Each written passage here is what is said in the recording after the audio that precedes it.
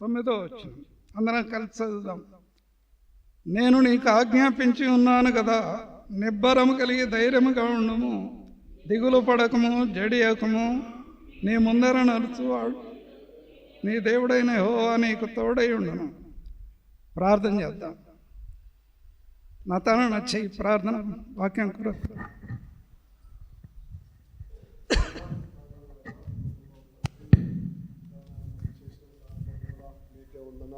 చెల్లించినాం దేవా.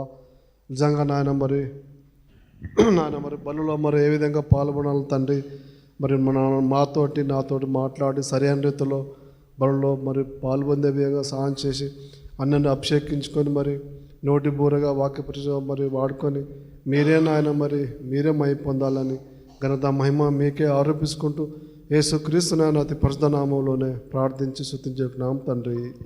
ఆమేన్. సరే,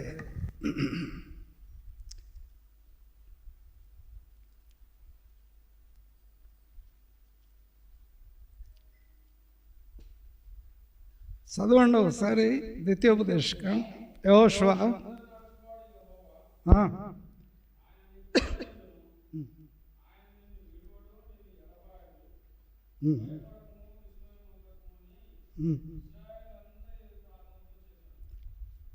ఎక్కడ నడుస్తానని ప్రభు సెలవిచ్చాడు, నడిచేది ఎక్కడా అనేది మళ్ళీ చదవండి.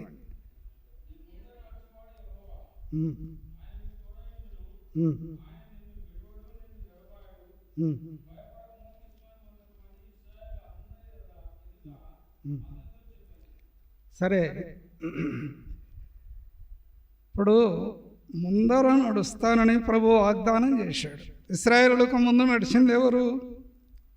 దేవుడు. సరే, ముందు నడిచిన ఈ ప్రభు మళ్ళీ ఎక్కడికి వస్తాడు అనేది ఒక ప్రశ్న.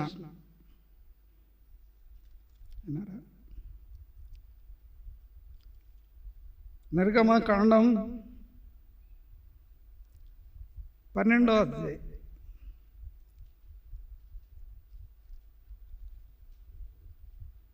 సరే, 14వ అధ్యాయం. నిర్గమకాండం 14.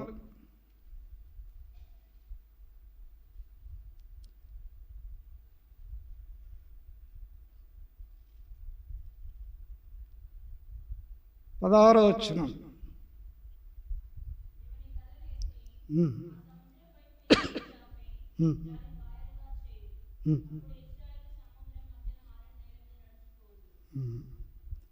కాబట్టి దేవుడు ఒక ఆజ్ఞ ఇచ్చాడు మోషేకు. 19వ వచనం అర్థమైంది.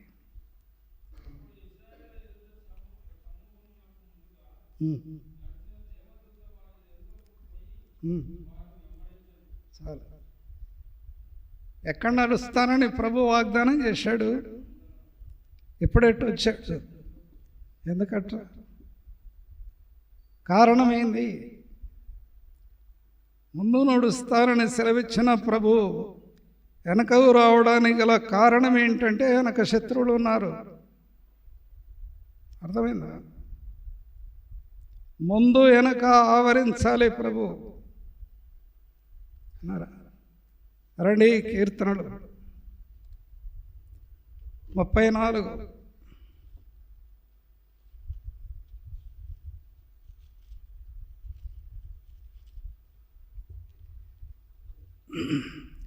ఏడో వచనం. యెహోవా యందు భయభక్తులు గల వారి చుట్టూ ఆయన దూత కావలి ఉండి వారిని రక్షించును. ఇదే వాగ్దానం.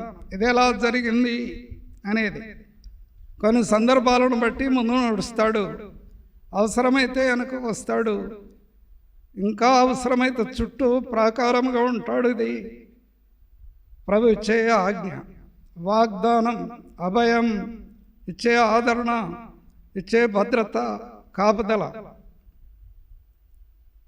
రండి, 23 కీర్తన.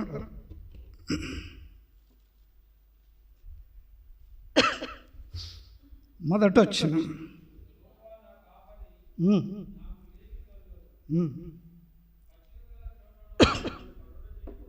చాలండి. కాపరి అంటే అర్థం ఏంటంటే మందకు చుట్టూ తన కన్నులు తిరుగుతూనే ఉంటాయి. కాపరి కన్నులు. మంద ఎక్కడున్నా ఆ మంద చుట్టూ కాపరి కన్నులు ఉంటాయి. 121 కీర్తన.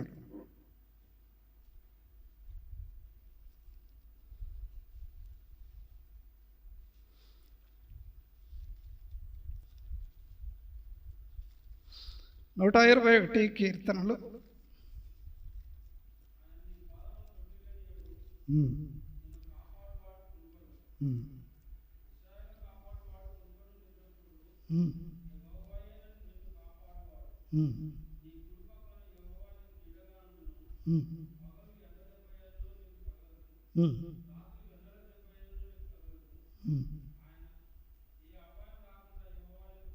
ఏడో వచనం. అపాయము ఏ వైపు నుంచైనా రావచ్చు, కాపాడేవాడు ప్రభు. తలంపు ఏంటంటే ఐగుప్తులో ఇశ్రాయేలు బానిసలు 430 సంవత్సరాలు ఐగుప్తు ఫరో కాడి కింద అనసబడి దుఃఖపడి కన్నీళ్లు విడిచి మొరపెట్టి ఏడ్చి ప్రలాపించి బాధల్లో ఉన్నప్పుడు ఏడిపించడానికి ప్రభు దిగొచ్చాడు. ఒక వ్యక్తి అవసరమైంది, ఆయనే మోషే. ప్రజల బాధలు విని రండి నిర్గమకాండ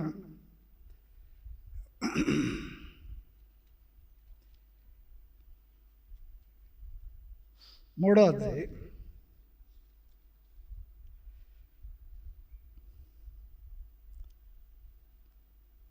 7వ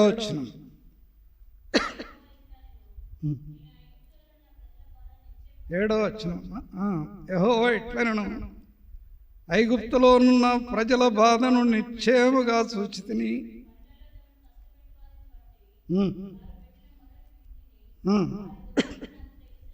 ఆ మొర ఎలా ఉంది? ఆ మొర వర్ణనాతీతం. లేవ్యాకాండం 26 త్వరగా రావాలి.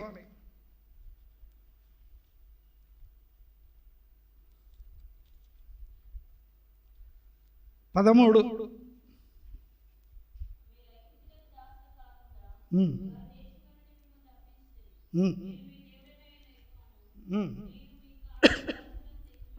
ఎట్లా బానిసలయ్యారంటే ఒక పశువును కాడికి పలుపులతో కట్టి బిగించి లోపరుచుకొని హింస పెట్టినట్టు ఆ రైతు ఒక పశువును హింస పెడతాడు.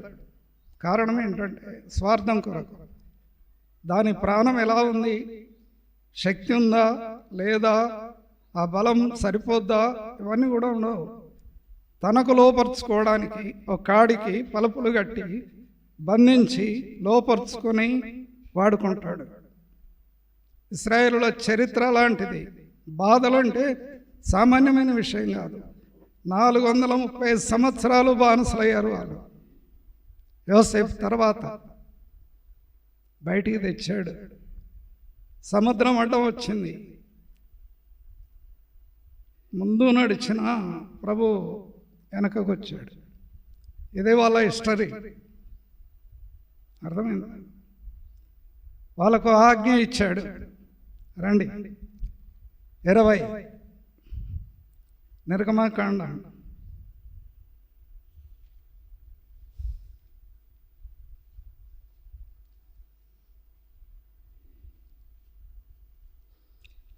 1 వచ్చినారు.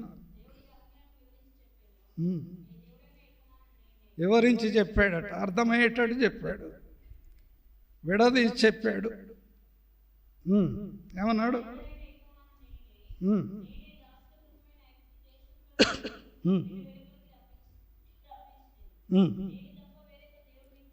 ఇదే ఫస్ట్ ఆజ్ఞ, మొదటి ఆజ్ఞ. నేను తప్ప వేరొక దేవుడు నీకు ఉండకూడదు.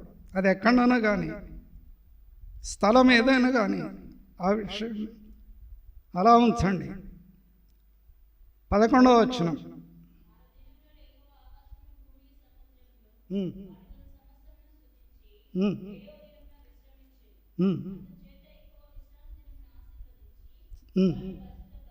ఇది 2వ ఆజ్ఞ. ఇదే ప్రాముఖ్యమైన ఆజ్ఞలో 10 ఆజ్ఞల్లో ప్రభు అన్నాడు, విశ్రాంతి దినమును ఘనంగా ఆచరించండి. 10 ఆజ్ఞలు ఇచ్చాను, పాటించండి. ఈ గ్రంథాన్ని రాసుకొని దగ్గర పెట్టుకొని మీ రాజు దగ్గర ఒకటి, యాజకుని దగ్గర ప్రజలు బహు వివరంగా విని అనుసరించి నడవాలి. నడిచారా మరి? ఏమైంది? రండి, యెషయా గ్రంథం 58 13.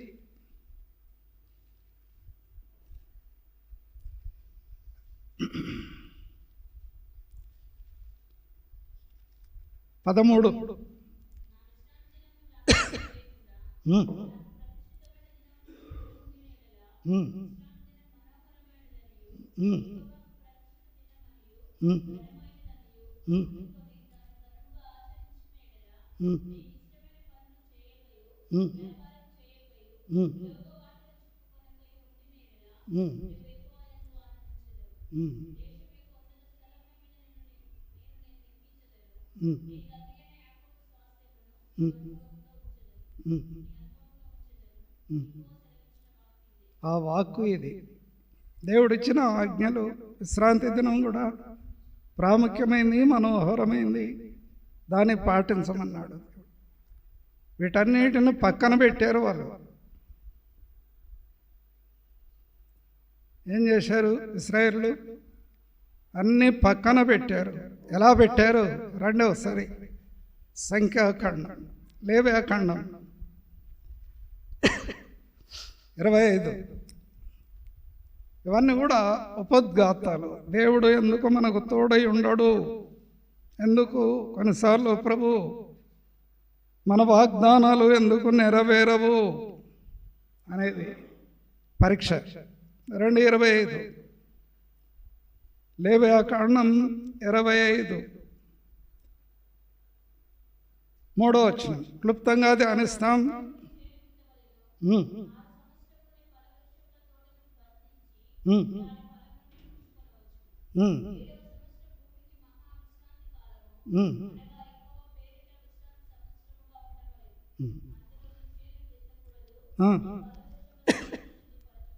ఇది ఆజ్ఞ. ఏమైంది మరి? 6 దినాలు పనిచేసి 7వ దినం విశ్రాంతి అంటే దాన్ని పక్కన పెట్టారు. 6 సంవత్సరాలు భూమిని చేసి 7వ సంవత్సరం విశ్రమించమన్నాడు. ఏమైంది?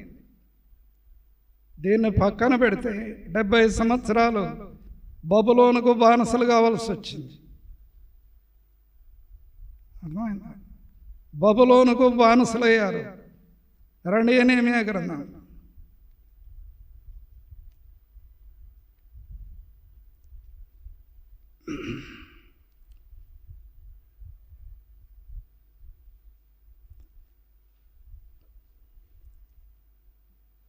9వ అధ్యాయం. నెహెమ్యా గ్రంథం 9.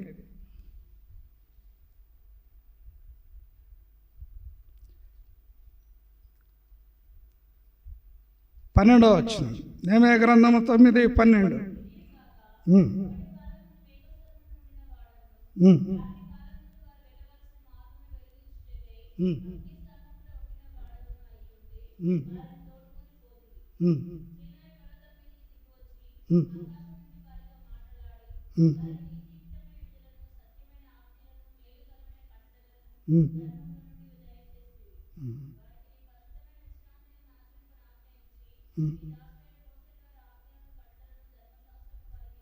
మరలా మోషని జ్ఞాపకం చేస్తాడు, యోషువని జ్ఞాపకం చేస్తాడు, భక్తులందరినీ జ్ఞాపకం చేస్తాడు.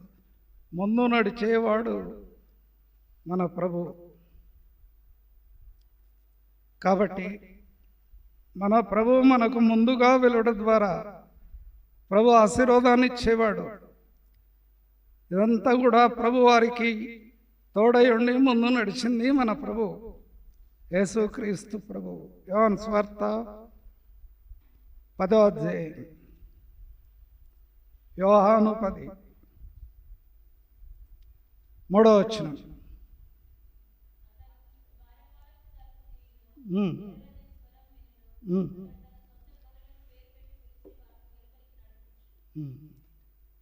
ఇంకేమన్నాడు?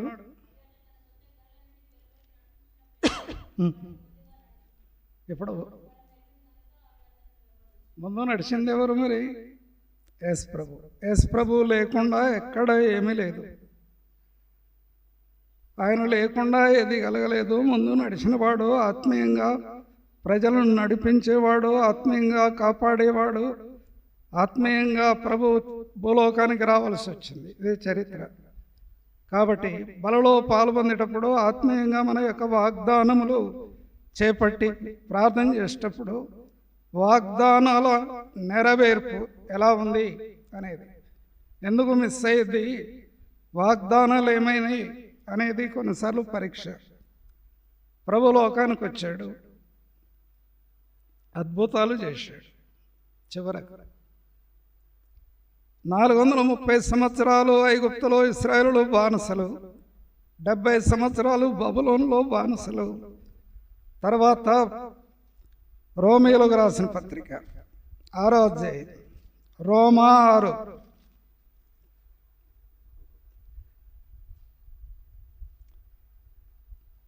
17వ వచనం.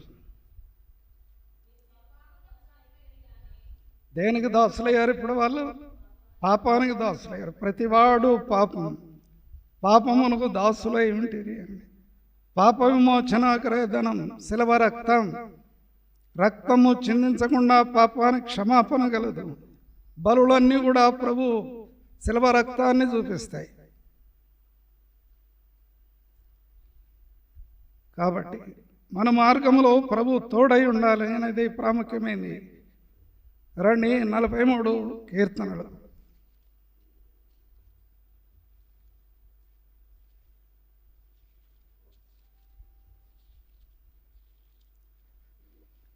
మూడో వచనం.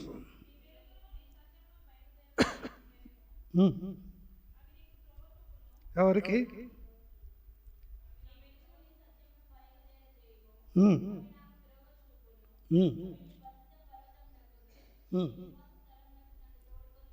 ఎవరు రాశారు కీర్తన?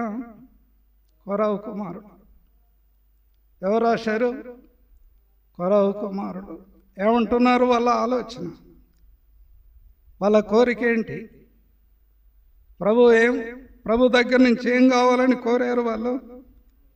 నీ వెలుగు, నీ సత్యము బయలుదేరజేయము, అవి నాకు త్రోవ చూపిస్తాయి. వెలుగెవరు?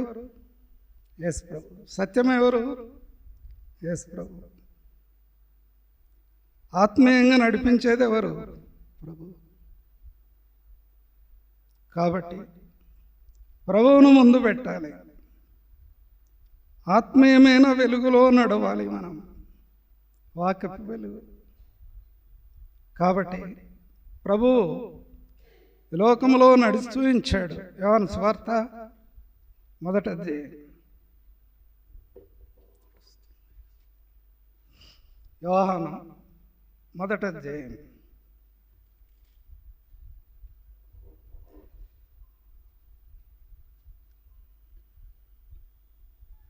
35, 36 వచనాలు చదవండి, అర్థమైంది.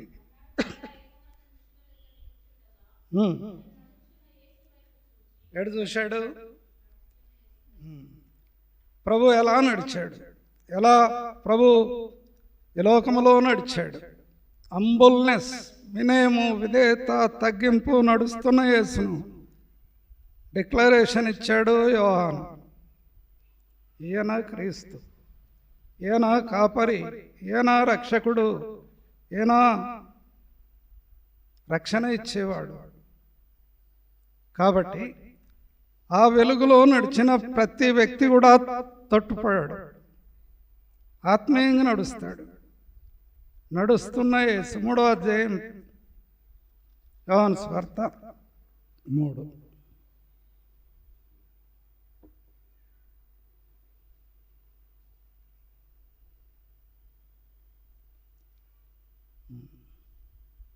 ముప్పై 36వ వచనం చదవండి.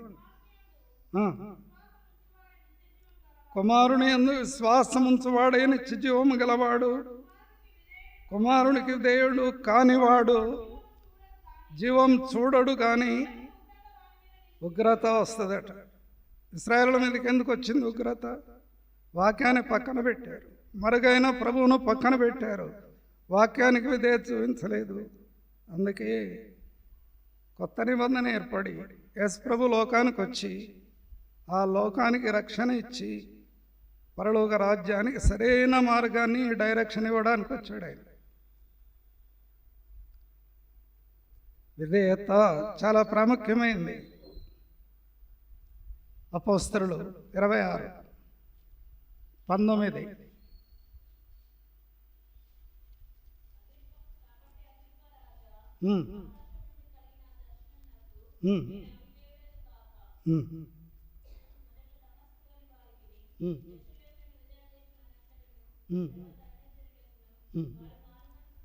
అగ్రిప్పరాజా, ఆకాశము నుండి కలిగిన దర్శనమునకు నేను అవిధేయుడను కాక అని అంటాడు. విధేయత. అందుకే పౌలుకు సంఘ సత్యం బయలుపరచబడింది. ప్రభు లోకానికి వచ్చాడు, లోకానికి రక్షణ ఇచ్చాడు, సంఘాన్ని ఏర్పాటు చేశాడు, సంఘంలో ఆత్మీయమైన క్రమాన్ని ఇచ్చాడు, ఆత్మీయమైన వెలుగునిచ్చాడు, సంఘానికి అనేకమైన ఆజ్ఞలు ఇచ్చాడు. అందులో ప్రాముఖ్యమైనది బల దగ్గరకు వచ్చేటప్పుడు ప్రభు ఇచ్చిన ఆజ్ఞ ఆత్మీయమైన వాతావరణం. ప్రభు ఇచ్చిన ఆజ్ఞ అంటే ఇది నా శరీరం, ఇది నా రక్తం, ఇది పరలోక రాజ్యానికి మార్గం సరళమైంది. భూమి మీద ప్రతివాడు నశించాలి, మట్టికి మన్నైపోతాడనమాట. ఆత్మ దేవుని దగ్గరికి వెళుతుంది. కాబట్టి ఈ డైరెక్షన్ పరలోక రాజ్యం శాశ్వతమైంది. దానికి ఒకటి పరిష్కారం. యోహాను సువార్త 6వ అధ్యాయం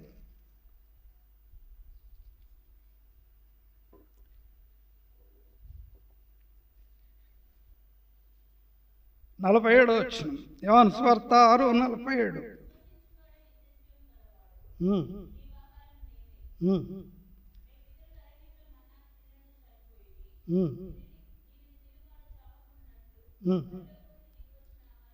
పితరులు ఏమయ్యారు? చనిపోయారు. మరి మనకిచ్చే ఆహారం శరీరం, ఆయన రక్తం, జీవపానం. అరణ్యములో ఇశ్రాయేలులకు దేవుడు మన్నా ఇచ్చాడు, బండను చీల్చి జీవాన్ని ఇచ్చాడు, జీవజలం ఇచ్చాడు, ఆయుష్యం ఇచ్చాడు, ఆత్మీయంగా నడిపించాడు. కానీ అనేకులు అకాలపు కాయల వలె రాలిపోయారు. కడవరి దినాల్లో యేసు ప్రభు తన శరీరం ఆహారముగా ఇచ్చాడు, తన రక్తాన్ని ప్రాణముగా ఇచ్చాడు. ప్రాణం అదే ఆ పానమును మనము సేవించి ఆత్మీయంగా జీవించాలనేది ప్రభు కోరిక.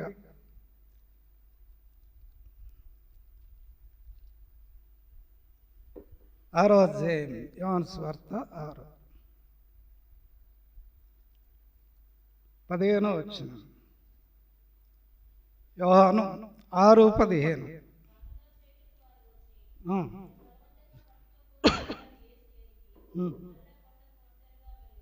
చాలు.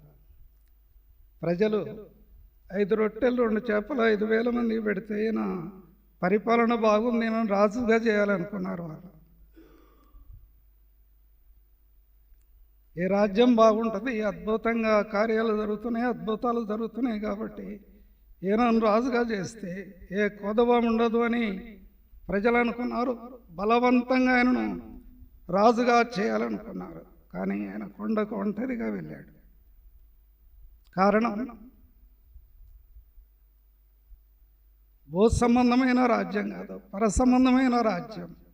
రాజుగా పుట్టాడు, రాజుగా ముందుకు నడిచాడు, రాజుగా చనిపోయాడు, రారాజుగా రాబోతున్నాడు అనేది వాక్యం. ప్రకటన గ్రంథం రాజులకు రాజు.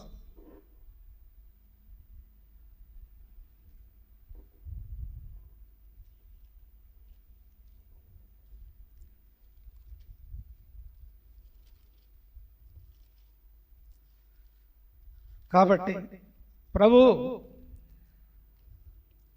ఇక్కడ తిమోతి పత్రికలో మాట ఉంది.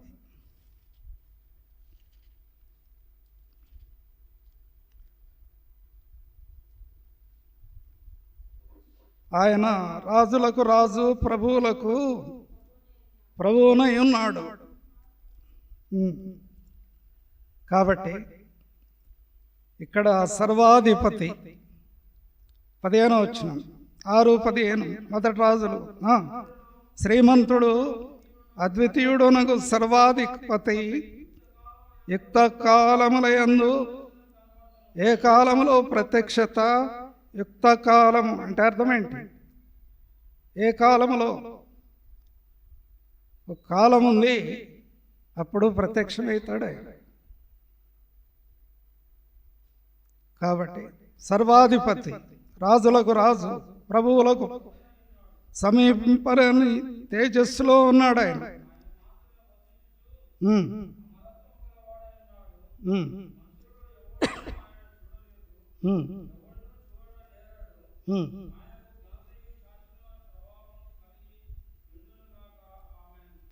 చూడండి సిలువెట్టేశారండి, చూడండి సిలువెట్టేశారు. ఎలా వేశారు? యేసు ప్రభువును చూడకుండా సిలువ వేసింది యేసు ప్రభువును కాదా? ఎవరిని వేసింది సిలువ?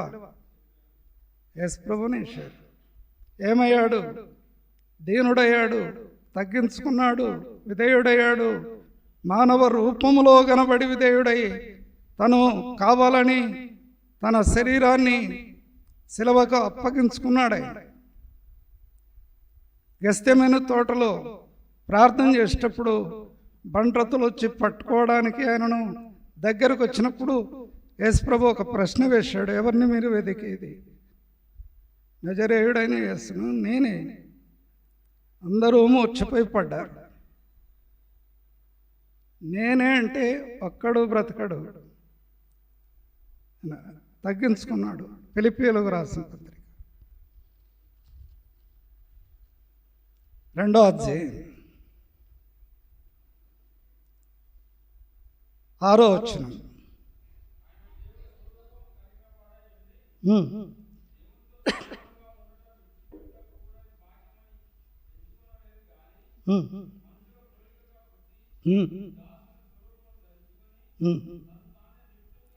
అందుకు పట్టుకున్నారు ఆయన. ఈనాడు మనము ప్రభునందు విశ్వాసం ఇస్తున్నామంటే అర్థం ఏంటంటే వాక్యం మన దగ్గర ఉంది, వాక్యం మన హృదయంలో ఉంది, వాక్యాన్ని ధ్యానిస్తున్నాం, వాక్యాన్ని వింటున్నాం, వాక్యానుసారంగా నడవాలని హెచ్చరికలు పొందుతున్నాం. కానీ అనేక సార్లు తొట్టుపడుతున్నాం. జీవవాక్యం రెండంచుల వాడి అయిన ఖడ్గము లాంటి దూసుకొని పోయి హృదయాన్ని, ఆత్మను, ప్రాణాన్ని, దేహాన్ని విభజించి శోధించి పరీక్షలో పెట్టేది వాక్యం. దాన్ని పక్కన పెడితే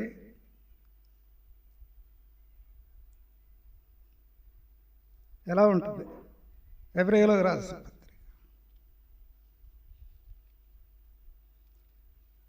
6వ అధ్యాయం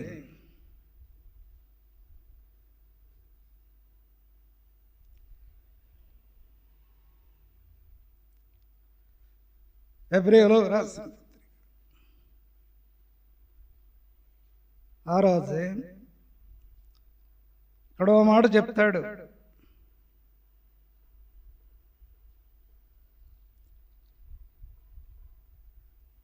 మూడవ వచనం అండి.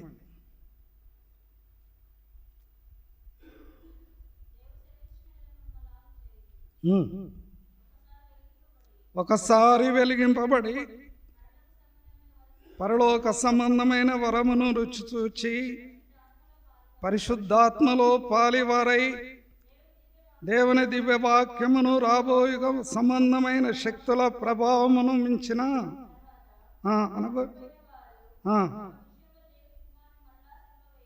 అదేనమాట. ఒకసారి వేయబడ్డాడు ఆయన శిలువ. పరిశుద్ధాత్మ యొక్క వరాన్ని పొంది వెలిగించబడి ఆత్మీయంగా మనము నడుస్తున్నప్పుడు కొన్నిసార్లు వైదొలిగించి అపవాది పక్కనే ఉంటాడు. ముందు చెప్పింది అదనమాట. ముందు నడుస్తున్న ప్రభు వెనక వచ్చాడు. కారణం ఏంటంటే వెనక కూడా శత్రువు ఆవరించాడు. రెండవసారి పక్కకు కూడా వస్తాడు.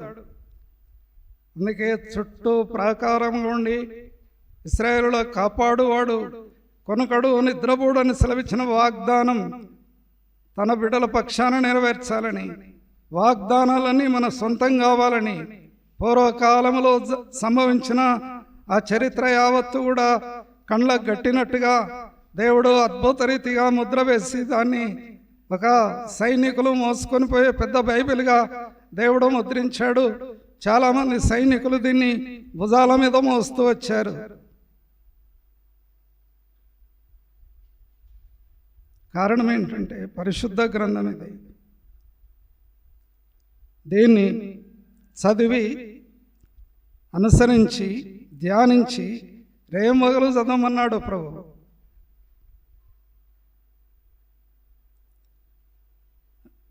భాష ఏదైనా కానీ రేమగలు చదవమన్నాడు.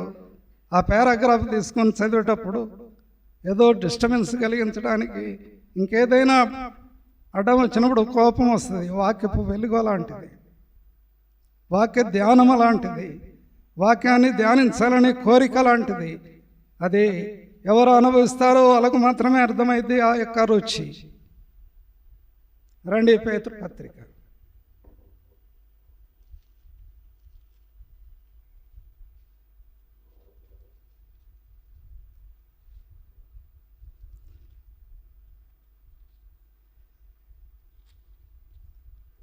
1 పేతురు 2వ అధ్యాయం 1వ వచనమండి.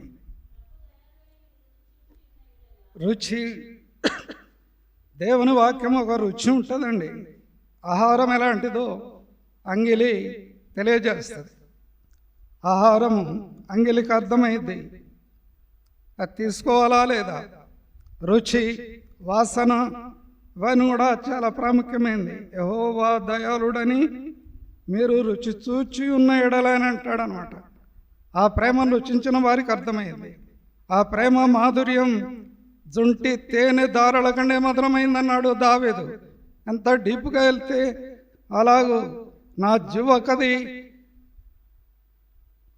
తృప్తినిస్తుందన్నాడు. 19వ అధ్యాయం కీర్తనలు.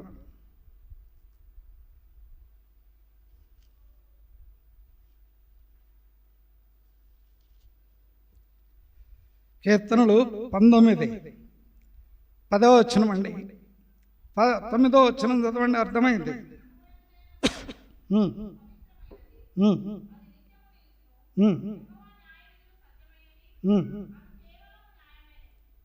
చాలండి.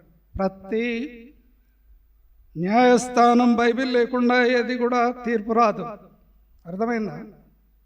ప్రతి న్యాయస్థానంలో బైబిల్ లేకుండా తీర్పు రాదు బయటికి. 2వది 10వ వచనం. ఎలా రాశాడు? బంగారం కంటే విస్తారమైన మేలిమి బంగారం అట, కోరదగింది. అది మధురమైనది తేనె కంటే అంటాడు అన్నమాట. జుంటి తేనె దారుల కంటే కూడా మధురమైందని అంటాడు. వాక్యాన్ని అలా దైవజనులు రుచించి తెలుసుకొని ఆ ప్రేమ మాధుర్యాన్ని అనుభవించి రాశారు. ఇది పరిశుద్ధాత్మ యొక్క ప్రేరేపణను బట్టి రాయబడిన గ్రంథం ఇది. ఆషామాషిగా కొన్నిసార్లు ఎక్కడో వేయాలనిపిస్తుంది. హడావుడిగా ఒక ఆయన బైబిల్ పట్టుకొని ఎట్టేస్తే చూసేవాళ్ళు అబ్జర్వేషన్లో ఆ వ్యక్తిని బైబిల్ను గౌరవించడు అనేది ఆ ముద్రపడింది ఆ వ్యక్తికి. తలంపు ఏంటంటే బైబిల్ పవిత్రమైంది, పరిశుద్ధ గ్రంథం, అది జీవవాక్యం, 2 అంచుల వాడి అయిన ఖడ్గం, ఎముకలలో మూలుగలలో విభజించి దూరి వ్యక్తి యొక్క గమనాగమనంలో ఉన్న ప్రతి కరాన్ని పరీక్ష చేస్తుంది బైబిల్. అందుకే బైబిల్ అనేది పవిత్ర గ్రంథం. దాన్ని అనుసరించిన వారు ఆత్మీయంగా జీవిస్తూ వచ్చారు. వాక్యాన్ని నిర్లక్ష్యం చేసిన వారు మరి చరిత్రలో ఇంకోవైపు విట్నెస్గా మారిపోయారు. రండి కొరింథీయులకు రాసిన పత్రిక 10వ అధ్యాయం.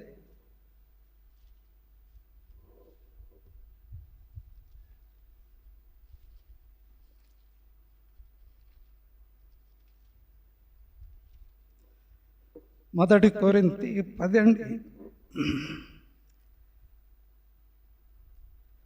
మొదటి 2-3 వచనాలు చదవండి, అర్థమైంది. ఉమ్, ఉమ్, ఉమ్, ఉమ్, ఉమ్. ఎవరిని బట్టి బాప్తిసం పొందారు వాళ్ళు? మోషేను బట్టి మేఘములో సముద్రములో బాప్తిసం పొందారు వాళ్ళు. ఆత్మీయంగా నడిపించబడ్డారు. మోషే ఆనాడు నాయకుడు. అందరూ కూడా సముద్రంలో దాటారు, ఇశ్రాయేలు బయటకు వచ్చారు. ఒక నాయకుడు ముందు నడుస్తుంటే సమాజం లక్షలాది జనం వెంబడించారు ఆయనకు ముందు ప్రభు నడిచాడు. అందుకే ప్రజలకు క్షేమం కలిగింది. ఆయన ప్రభు అడుగుజాడలో నడిచి ప్రభు స్వరాన్ని విని ప్రభు వాక్యానికి లోబడి ప్రభు యొక్క శక్తి ముందు వెళుతుంటే మోషే వెళ్ళాడు.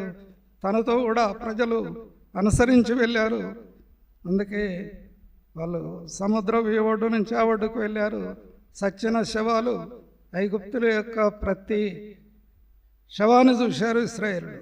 కారణం, వీళ్ళు నడిచిన మార్గమే వాళ్ళు కూడా వచ్చారు, కానీ శవాలుగా మారిపోయారు. ముందు నడిచాడు ప్రభు. 3వ వచనం.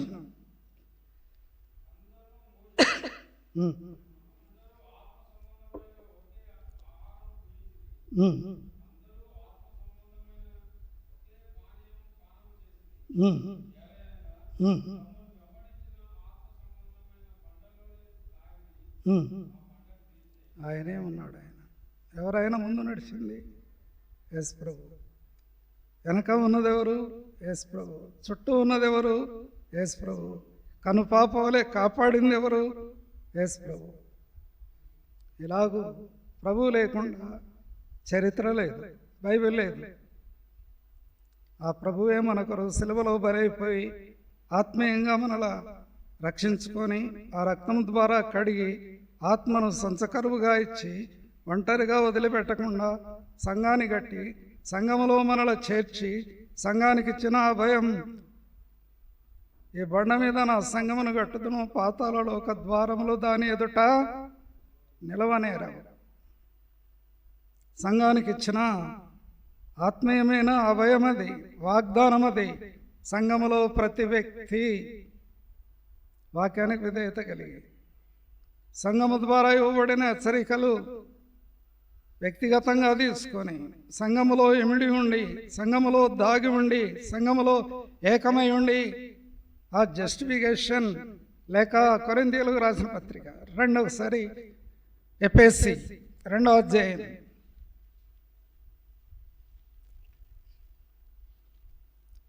ఎఫెసీ 2వ అధ్యాయం అండి.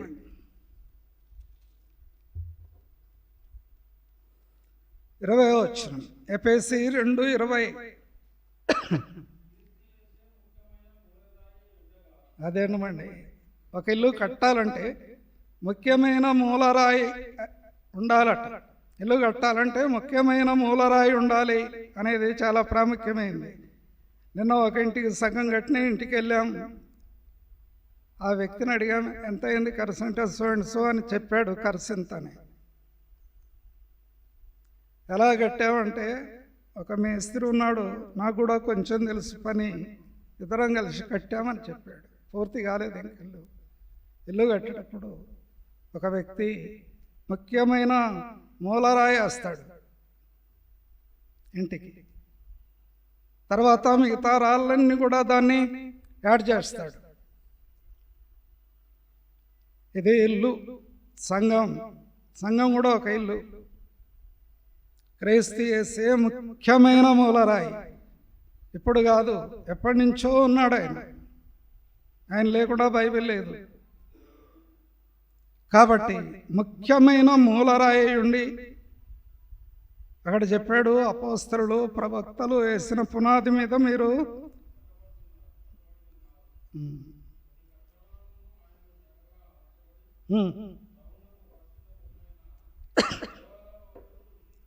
వృద్ధి పొందాలట. చక్కగా అమర్చబడాలి. క్రీస్తు యేసులో శిల్పి నిర్మాణం కూడా ఆయన తండ్రికి అప్పగించుకున్నాడు. పాపల కొరకు ప్రాణం పెట్టాడు. నలిగిపోయాడు, ఎరగొట్టబడ్డాడు, నలగొట్టబడ్డాడు. ప్రతి దెబ్బ ఆయన మీద పడింది. ప్రతి శిక్ష ఆయన మీద పడింది. ఓర్చుకున్నాడు, సహించాడు. ఒక ఇల్లు కట్టేటప్పుడు మేషన్ కనికరం లేకుండా ఒక రాయిని సుత్తె తీసుకొని కొట్టి కొట్టి కొట్టి దారానికి రావడానికి, ఆ గుండు నూలుకు రావడానికి రకరకాల ప్రయత్నం చేసి తన మనసు ఎస్ అనుకుంటేనే దాని మీద మాలేస్తాడు, లేకపోతే ఏడు. ఏదో మనకు తెలుసు. తలంపు ఏంటంటే ప్రతి కట్టడం ఆయనలో చక్కగా అమర్చబడాలట. ముఖ్యమైన మూలరాయి క్రీస్తు. ప్రతి వ్యక్తి కూడా ఒక రాయి, సజీవమైన రాయి. ఆ రాయిని పొదిగించి పొందబెట్టి సరిచేసి ఆ రాయిని నూలు తెచ్చేటట్టు చేసి కట్టడం కడతాడు. అదే సంఘం. కాబట్టి ఆయనలో మనము చక్కగా అమర్చబడాలి. కొన్నిసార్లు ప్రభువా ఏంటి నన్ను ఎందుకు ఈ దెబ్బ కొడుతున్నావు అని కొన్నిసార్లు అనిపిస్తుంది రాయికి.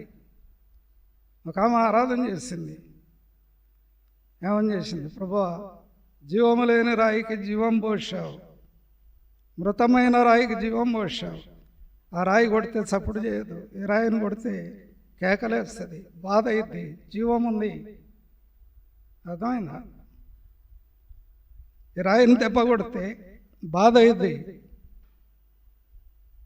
నొప్పి, ఆయాసం, బాధ, దుఃఖము, ఏడుపు, కన్నీళ్ళు మోకరించి ప్రార్థన చేసి ఈ దెబ్బలకు తట్టుకోలేకపోతున్నా ప్రభువా, ఎక్కడ అనిగి ఉండాలి, ఎక్కడ విధేయుని కావాలి, ఎక్కడ మీరిపోయాను పరీక్ష. అర్థమైందా? కాబట్టి పేతురుపత్రిక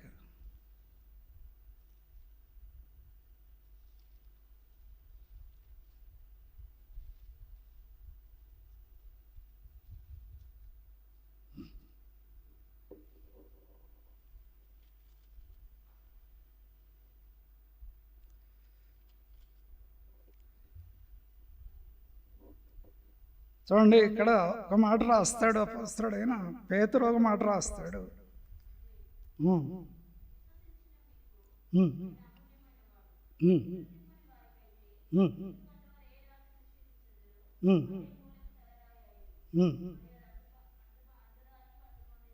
ఎవరికి అడ్డుబండ, ఎవరికి అడ్డు రాయింది? మనకెందుకు సజీవమైన రాయింది? ఇతరులకు అడ్డుబండ ఎలా అయింది?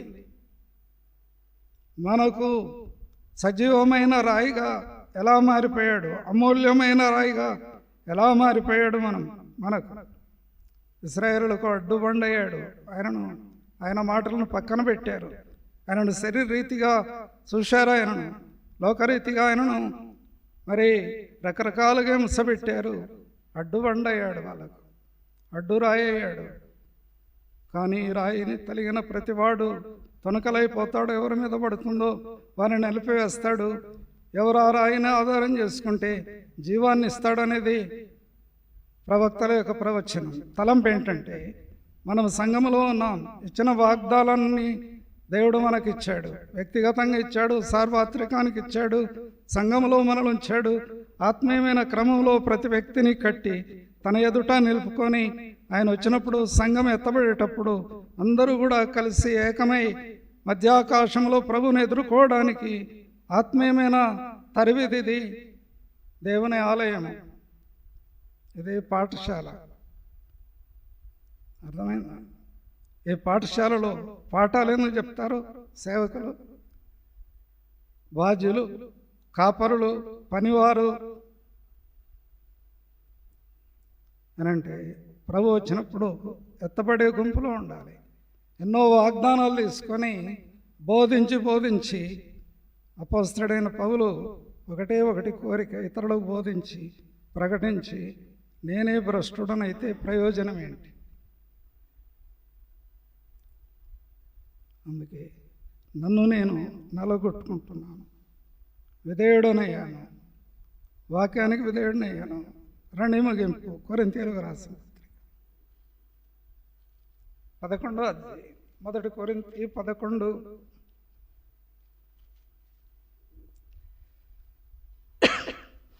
మొదటి వచనం.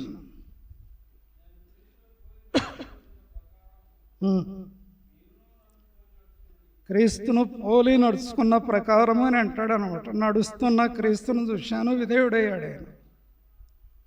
గొర్రె పిల్లవలే నడిచాడు ఆయన, విధేయుడయ్యాడు, సాత్వికుడయ్యాడు. తండ్రి ఎదుట, లోకం ఎదుట, ప్రజల ఎదుట, అపవాది ఎదుట తను నడిచి చూపించాడు ఆత్మీయంగా.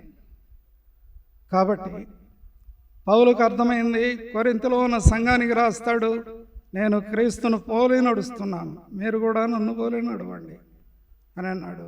ఆయన కూడా విధేయుడయ్యాడు, తగ్గించుకున్నాడు, ప్రభు సన్నిధిలో పశ్చాత్తాపడ్డాడు, పాపాలు ఒప్పుకున్నాడు. పూర్వం దూషకుడని ముసకునుడు, హానికరుడను, పాపుల్లో ప్రధానుడను, ఆయన కృపను బట్టి సజీవుడనై రక్షణ పొంది ఆత్మీయంగా క్రమంలోనికి వచ్చి ఎన్ని బాధలు వచ్చినా నా ప్రభు కొరకు నేను ఆత్మీయ మార్గంలో నడిచి సంఘానికి ఒక మాదిరిగా నా నడక ప్రభు అడుగుజాడల్లో ఉన్నదని రుజువు చేశాడు. ఎన్నో శ్రమలు అనుభవించాడు, ఎన్నో కష్టాలు అనుభవించాడు, బాధలు అనుభవించాడు క్రీస్తు కొరకు. ఆయన మిగిలించిన శ్రమలు నా వంతు, నేను కూడా భరిస్తానన్నాడు. కాబట్టి మొదటి కొరింథీ 11, మనకు శ్రమలు రావచ్చు, ఇబ్బందులు రావచ్చు, శోధనలు రావచ్చు, వ్యాధులు రావచ్చు, బాధలు రావచ్చు. ప్రభు యొక్క నిర్మాణంలో ఇమిడి ఉండడమే ప్రభు కోరిక. కొన్నిసార్లు ప్రభు గద్దిస్తాడు, కొన్నిసార్లు శిక్షిస్తాడు, కొన్నిసార్లు ఆ కఠినంగా కనబడుతుంది. ప్రేమ లేదా నా మీద, దేవుడు ఎందుకు నన్ను వదిలిపెట్టాడు అన్నట్టు ఆ భావన మనకు కలుగుద్ది. కొన్నిసార్లు నాకు కలుగుద్ది, మీకు కలుగుద్ది, అందరికి కలుగుద్ది. కొన్నిసార్లు డౌట్లు వస్తాయి. 11వ అధ్యాయం మొదటి కొరింథీయులకు రాసిన పత్రిక 28వ వచనం అందరం కలిసి చదువుదాం. 11 మొదటి కొరింథీ 28. కాబట్టి ప్రతి మనుష్యుడు తను తాను పరీక్షించుకునవలను, అలాగు చేశారో తిని ఆ పాత్రలోని త్రాగవలెను ప్రభు రాశాడు. ప్రభు ఇచ్చిన హెచ్చరికను బట్టి పౌలు రాశాడు ఈ యొక్క వచనం. సంఘం ప్రభు దగ్గరికి వచ్చేటప్పుడు, బల దగ్గరికి వచ్చేటప్పుడు పితరుల చరిత్ర దేవుడు తెలియజేశాడు. 430 సంవత్సరాలు ఐగుప్తులో ఉన్న ఇశ్రాయేలు బయటకు వస్తే వాక్యానికి విధేయులు కాలేకపోయారు. చాలాసార్లు ఆయాసం కలిగించారు. బబులోనుకు అప్పగించాడు ఇశ్రాయేలుల 70 సంవత్సరాలు. అప్పటికి కూడా గుణపడకపోతే రకరకాల శ్రమల పాలు చేశాడు. వాళ్ళు పరిశుద్ధత కలిగి ఉండటే దేవుని చిత్తం అనేది వాళ్ళను తీర్చిదిద్దడానికి చివరకు రక్షకుని లోకాన్ని పంపించి సర్వాత్రికానికి, సర్వలోకానికి రక్షణ ఇవ్వడానికి ఆయనను బలిగా అర్పించి ఆయన బలి ద్వారా సర్వ పాప ప్రాయచిత్తం మానవాళి కొరకు సిలువలో బలైపోయాడు. ఆయన వెళ్ళిపోకముందు చెప్పాడు, ఇది నా శరీరం, ఇది నా రక్తం, తీసుకొని తినండి, ఆత్మీయంగా జీవించండి. మాదిరి ఈ రొట్టె, ఈ రక్తం మాదిరి ద్రాక్షారసాన్ని చూపించి దాన్ని పోల్చి చెప్పాడు. పౌలు తర్వాత రాశాడు, ప్రతి వ్యక్తి పరీక్ష చేసుకోవాలి, లేకపోతే అనేకులు బలహీనులైతారు, రోగులైతారు, చాలామంది నిద్రిస్తారు అనేది. బలం ఉంది, ఇప్పుడు శక్తి ఉంది. నేను సేవకుని సాక్ష్యం చెప్పి ఆ వ్యక్తిని గురించి సాక్ష్యం చెప్పమంటే ఆ వ్యక్తి అన్నాడు, మందిరం దగ్గరకు వస్తున్నాడు కానీ మెట్లు దాటి అడిగేయలేకపోతున్నాడు మందిరంలోనికి. వృద్ధుడయ్యాడు. యాక్టివిటీస్ చాలా చురుకైన వాడు. 10 సంవత్సరాల క్రితం ఆ ఇంటికి పోతే ఆ యొక్క హైదరాబాద్లో చాలా చురుకైన పని ఆటో నడిపేవాడట. బలమైన వాడు శరీరరీతిగా.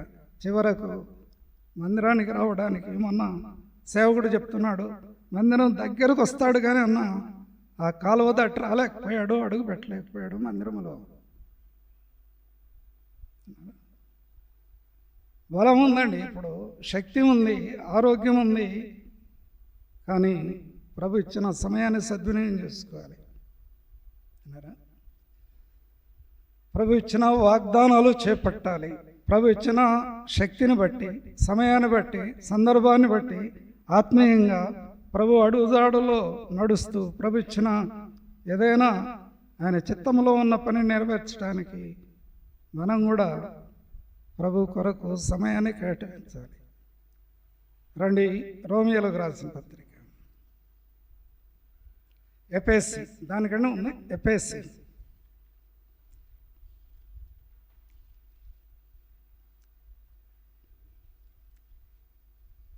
5వ అధ్యాయం, ఎఫెసీ 5:15 వచ్చిన. దినములు చెడ్డవి గనక సమయమును పోనీయక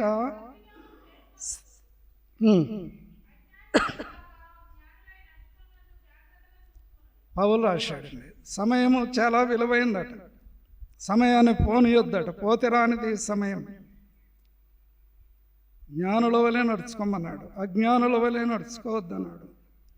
ప్రభు చిత్తం ఏంటో గ్రహించండి అన్నాడు.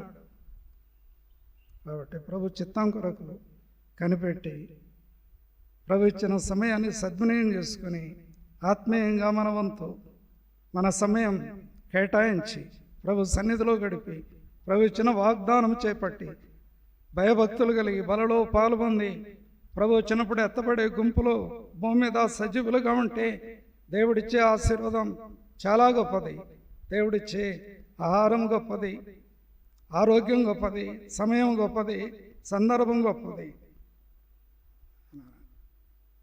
శరీరం బలహీనం, ఆత్మసిద్ధమే.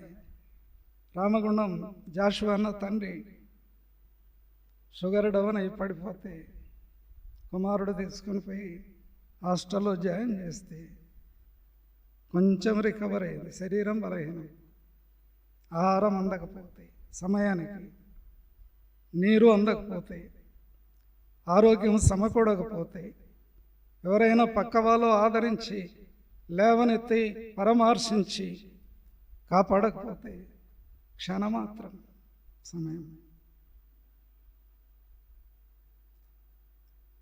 రండి, యాకోబు పత్రిక ముగింపు.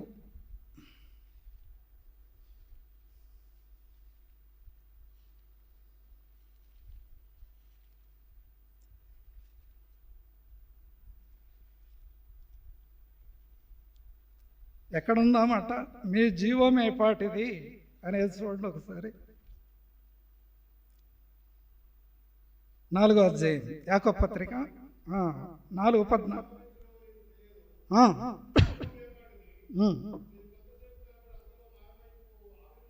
ఆవిరి వంటి వారండి. మానవ జీవితం ఆవిరి వంటి వారు. అంతలో కనబడి అంతలో మాయమయ్యే ఆవిరి లాంటి వారు. ఎప్పటి కాలపు శ్రమలైన దవినవి కాదు అనేది ఒకప్పుడు చరిత్ర. ఎప్పటి రోగాలు సామాన్యమైనవి కాదు. క్షణాల్లో ఆరోగ్యం చేంజ్ అయింది. తీసుకున్న ఆహారం అలాంటిది, సమయం అలాంటిది, ఒత్తిళ్ళ లాంటివి, పరిస్థితులు అలాంటివి. కాబట్టి మీ జీవం ఏపాటిది అని అన్నాడు అన్నమాట. సమయాన్ని సద్వినియోగం చేసుకుని ఇచ్చిన వాగ్దానాలు చేపట్టి ప్రభు సన్నిధిలో ప్రార్థనలో గడిపి సంఘానికి అంటుపెట్టబడి ఆత్మీయంగా జీవిస్తే మన ఆయుస్ పొడిగించి మన ద్వారా దేవుడు ఏ కార్యం చేయాలని సంకల్పం కలిగి ఉన్నాడో దాన్ని నెరవేర్చడానికి మనం కూడా కొద్ది సమయం ప్రభు సన్నిధిలో కేటాయిస్తే ఆత్మీయంగా ప్రభు బహుమానం ఇస్తాడు. లేకపోతే ఇప్పుడు నిలబడి ఇక్కడే చెప్తుంటే మనసు ఎక్కడికో పోద్ది. అదేమై అన్నట్టుంటుంది. ఎన్నో ఉంటాయి మానవ చరిత్రలో కార్యకలాపాలు, పనులు, ఇవన్నీ కూడా. మోకరించండి, ప్రార్థన చేద్దాం.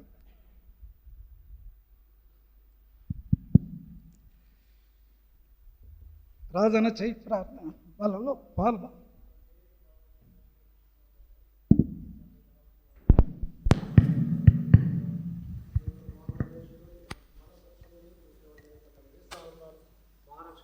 ప్రార్థించి వేడుకుంటున్నాను తండ్రి.